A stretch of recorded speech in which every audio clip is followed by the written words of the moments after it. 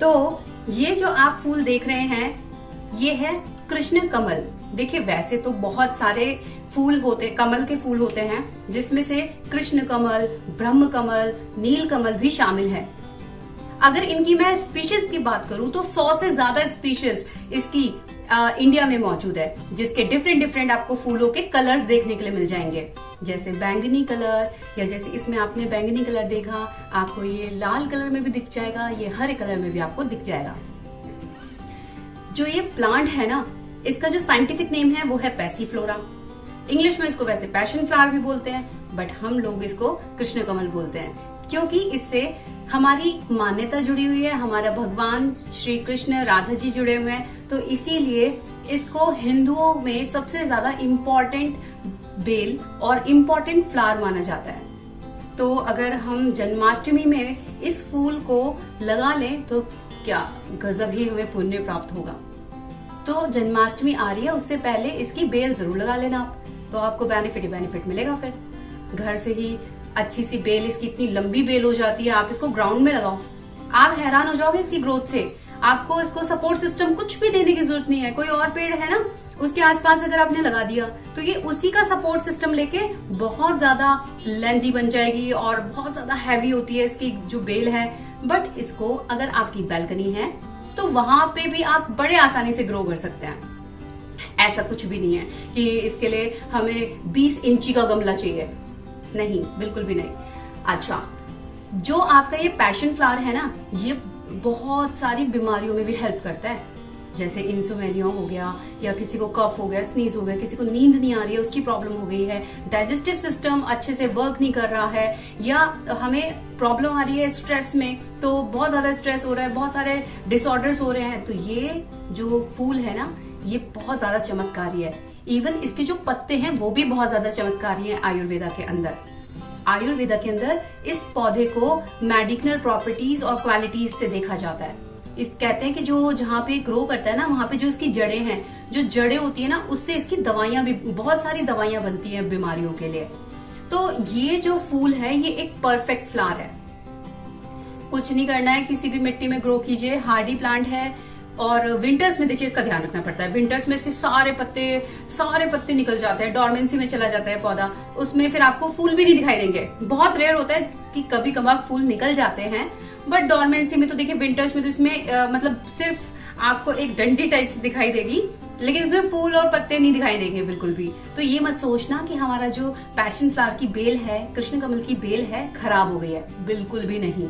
थोड़ा सा वेट करना, फैब में फिर से धीरे धीरे आपको पत्तियां आनी शुरू होती हुई दिखाई देंगी। मैंने तो अपने इस जो मेरा कृष्ण कमल की बेल है ना, इसको तो मैं देखिए ये वाली खाद देती हूँ जो आप देख रहे हैं।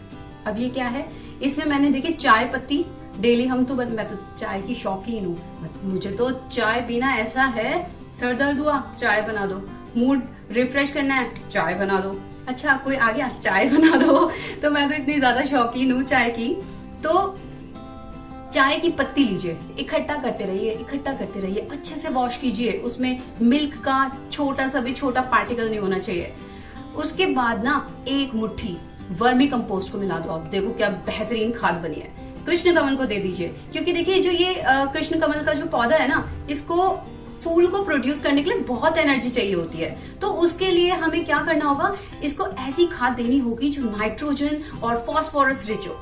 तो ये खाद आप अपने घर में ही बनाओ, देखो कुछ नहीं करना। वर्मी कंपोस्ट का कट्टा आता है, कट्टा इन टर्म्स ऑफ एक पैकेट आता है, वो आप नर्सरी से ले ही सकते हो। और फिर उसके बाद एक मुट्ठी लेना है। जो चाय पत्ती है वो तो हमारी घर की खेती है, घर की खेती इन टर्म्स ऑफ कि हम पीते ही हैं तो उसको फेंकते ही हैं, तो उसको इस्तेमाल कर सकते हैं, यूज कर सकते हैं। तो ले लीजिए और उसको उसमें मिला लीजिए। मिलाने के बाद जो आपकी खाद बनी है, परफेक्ट खाद है, और अपने पैशन फ्लावर यानी कृष्ण कमल की बेल को दे दीजिए। फिर देखिए क्या ग्रोथ होगी, आप खुद हैरान हो जाओगे, बल्कि आप मुझे कमेंट भी करोगे, अरे आपने खाद बताई थी, कितनी मस्त खाद है, कितनी बढ़िया खाद है। तो कृष्ण कमल की बेल को ना आप आज ही लगा लो, मैं तो बोल रही हूँ आज क्या, अभी जाओ आप नर्सरी में और लेके आ जाओ इसे।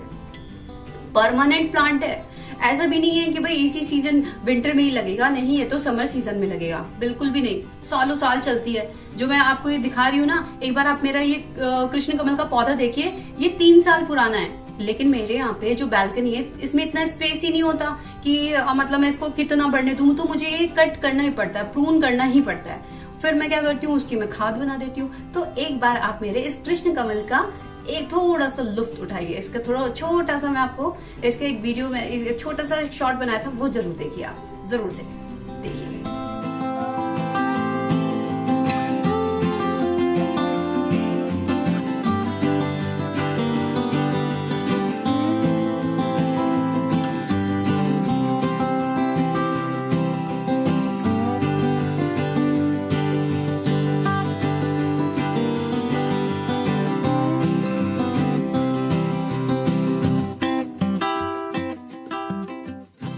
आहा, देख के कितना मस्त मजा आ रहा है ना।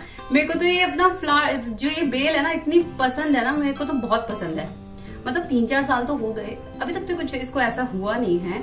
लेकिन हाँ, इसमें ना बहुत जल्दी से एफिड्स, मिलीबग्स, व्हाइट फ्लाइज, इतने सारे जो कीट है ना, ये इतनी जल्दी से अटैक करते हैं इस पौधे को, क्योंकि इसमें फूल खिलते हैं, इसमें हनी ड्यू है, तो इसी वजह से। तो क्या करेंगे आप, उसके लिए मैंने पेस्टिसाइड्स बनाए हैं, उसको इस्तेमाल कीजिएगा। केमिकल पेस्टिसाइड को यूज बिल्कुल भी मत कीजिएगा, इको फ्रेंडली नहीं है, प्लांट फ्रेंडली नहीं है, लॉन्ग टाइम के लिए आपको रिजल्ट नहीं मिलेगा। तो ध्यान रखिएगा इन सब चीजों को।